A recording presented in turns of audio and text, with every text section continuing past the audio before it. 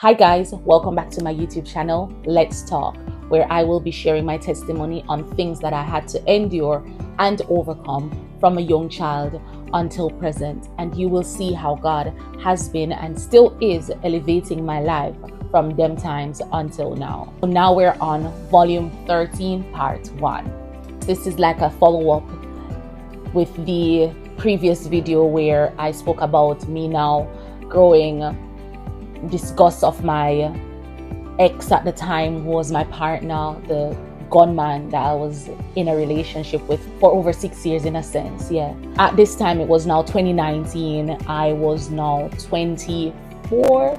Yes, I was 24 now. This was where I decided, yep, I need to move on. I need to move forward. But so just before I moved back to London, what had happened is in 2019, I met this other guy at my workplace that I was working at the time.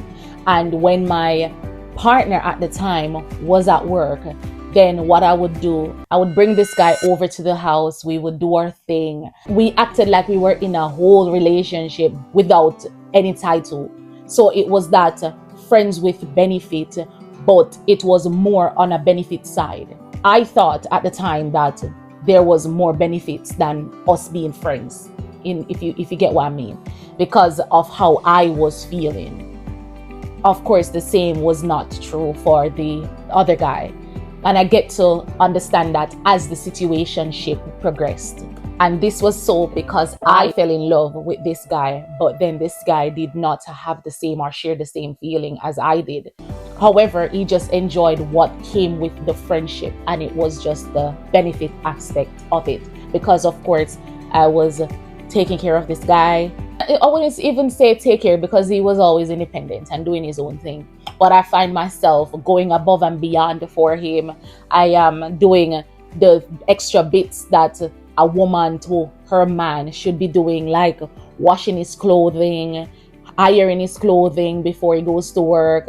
Mind you, I'm doing all of this in the space of my partner at the time, but he was at work. So remember, I told you guys that my partner at the time, his work would call for him to be away for like sometimes 2 weeks at a time, 4 weeks at a time. Yeah, so this was another situation. He was away for like 4 weeks at this point. So I could have this guy over as much as I wanted to, but I was still mindful because he had his own home, because he lived close by, so he could come over when he wanted to and he could sleep over. But then there was times where he didn't come over for like 2 days, but we would meet up at work and talk and chill, or we would chill outside of work, you know. But then, so just in case like my ex wanted to do a pull-up, I done this because my ex used to have this tactic where he would do a silent pull-up. Yeah, so he would have this random moment where he does a silent pull-up to try to catch me out on whatever. But I was always one step ahead of him, like all the time. And I know that God was always in it with me as well, because when he done the silent pull-up, as soon as he do a silent pull-up, the guy would have just left like literally 5 minutes ago. That's how every time it happened.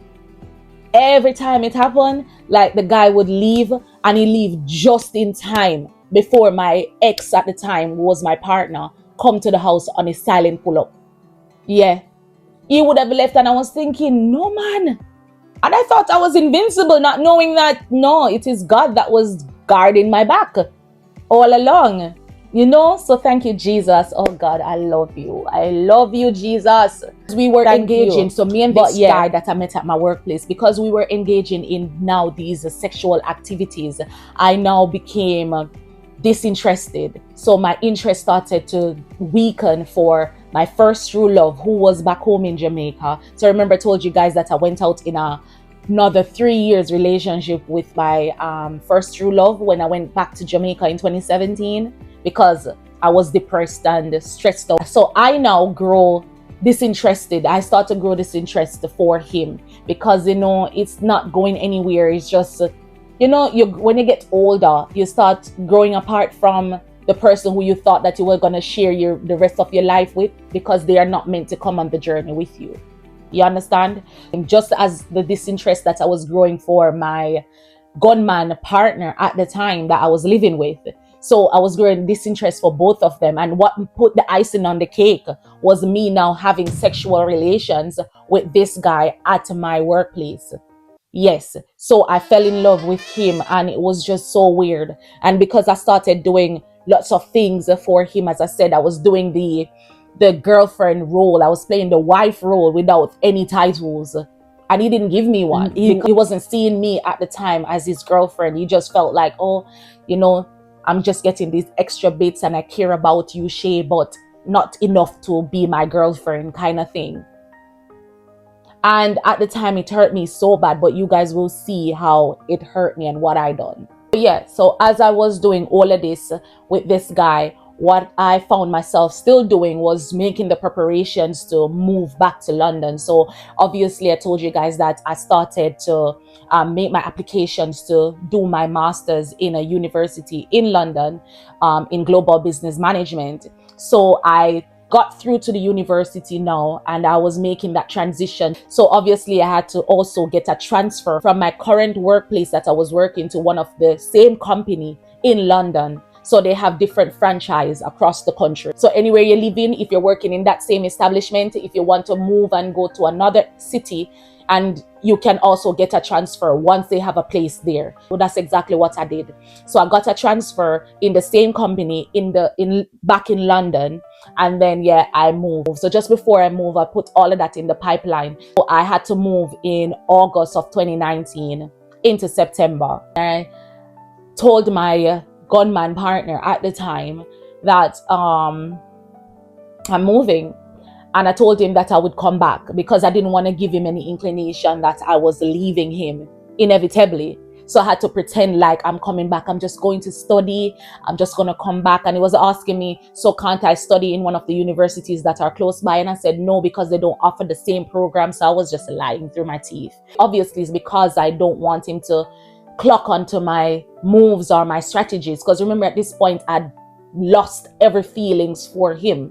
I did not want him to touch me. I didn't want to talk to him. I started giving him attitude. Our relationship had gone downhill, but he still wanted to cling on to me because he had that feeling. He still felt like he owned me. So yes, so now August came, I moved back to London and I moved to my new place.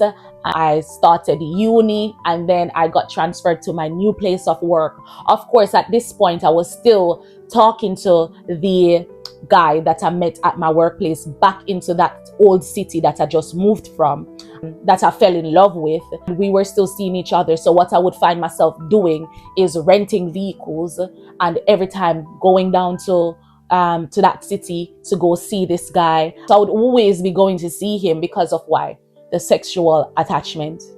This is why it's very imperative that you do not let sex come into play. As I said to you before, that there's spirits that are attached to any form of sexual activities. So there are spirits that are connected to any form of sexual activities.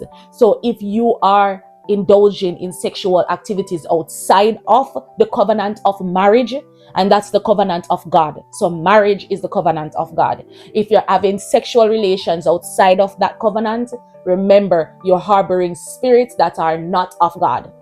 Yes. So this is it. So that spirit, that soul tie, you call it a soul tie. To be honest, both of us had strong sexual connections to each other, but it was just that. There was nothing else. It was just only that strong sexual connection. That was it. But it was luring us back together each time. And he would call me, when are you coming down? And I would say, okay, I'm coming down next week. I'm going to get a vehicle and and I'll be renting vehicle. Mind you, at this time, I still had my monies because remember, I wasn't spending money as much whilst I was with my gunman, who is my ex now. I wasn't spending my money, so I had lots of money like saved up in a sense. So thanks be to God at that time. But what I'm saying is I was able to just rent vehicle here, there. And then, yes, I would drive down, rent hotels and go see him. One of the time I realized that my ex had shut me out of the house because remember, though I moved, I didn't bring all of my stuff. So I had all my furnitures, everything was left back in that house still. And those furnitures were nice furnitures as well. I'm not talking about some little low furnitures. I'm talking about nice furnitures, guys. Yes, I had to leave them. Clothes, shoes, everything. I tell you, I left them back there. I don't even know what happened to them right now. But again, that's in the past. I'm on the present. Thanks be to God. Remember, I still had this feeling, and I thought that there was going to be something that would have sprung up. You know, even though we're having this sexual relation, I thought that maybe one day he will acknowledge me. You know, I was thinking, I was being optimistic, but no, that never happened. What happened was he introduced me to his girlfriend. And whilst I was happy for them, I was heartbroken. I pretended on the outside that I was happy, but I was really heartbroken because I thought that there was going to be something between me and him because we had that strong sexual connection. Like, it was crazy, guys. Yes. So I thought, again, so that should tell you that you can have sexual relations with somebody and they don't feel the same way, as in emotionally for you, but you guys have strong sexual connection where you guys cannot be apart. They're spirits. Yes, soul tie spirits. That is it. So anyways, now I grew this vengeance in my heart. Yes, and I'm going to say this with heaviness. I grew this vengeance in my heart where I plot up a scheme against him and I lied to him that I was pregnant. Yes, I lied to him that I was pregnant because I was just so angry. I was so upset because I felt like he was using me, and I felt used and I felt abused. I was pretending for about a good 4 to 5 months that I was pregnant, even when I was back in London, to the point where our relationship was becoming diminished. He didn't want to talk to me as much because I started lying to him. I said, you don't have to be in the child's life. You can, I'm just telling you, I'm going to bring my child, this, that. And honestly, this hurt him so bad because he said, no, I cannot know that I am living here and my child is in London, and then or I'm living in the same country and my child is in the country, and then I can't see my child or don't have anything to do with my child. No, that would not be fair for me. And he kept saying all of this to me. And I said, well, this is what happened when you have sex. You have to expect the unexpected. But I'm not going to do what you're telling me to do. All the while I'm lying and causing this man distress. So you have to be careful of what you do, because the same measure you give unto someone is the same measure you will receive, and you will receive it tenfold. You have to be careful and be mindful of the things that you do to people, because when it's ready to come back on you, it will come back on you. So what goes around comes around, and you guys will see. Yeah, I told him that lie. He was not happy. He was devastated. I said to him, listen, if you don't want to be in the child's life, you don't need to. Yes, I tormented him for 4 to 5 months with this situation. He started texting me, listen, please, I'm asking you, please to abort this child, because my girlfriend, I just got in this relationship with my girlfriend and I do not want to hurt her. And he started telling me stuff of what she said that she's been through and stuff like that, and he doesn't want to add to that, and you know, he cannot. And I said, well, she don't have nothing to do with me. I'm carrying my child. That's what I was saying. This is the attitude I was giving him. And he said, see, you're selfish. And then he wouldn't talk to me again for like a good 2 weeks. And then after that, he would come back on the phone. And then I was doing it until my best friend said to me, Shay, stop it. Yeah. So my best friend, big up yourself. You put knock senses into me and said, Shay, think about it like this. Like, you cannot be doing this and telling this lie. It is not fair. Clearly, it is tormenting the guy, and you wouldn't want somebody to do that to you. And I looked into myself and I said, you know what? Yeah, that is true. Would I want somebody to do that to me? No. So what I found myself doing was saying, okay, to him, all right, I'm going to do the abortion, but it will cost you. He said, anything, how much? So at the time I tell him that for the NHS, so that's the NHS service in the UK, is the National Health Service.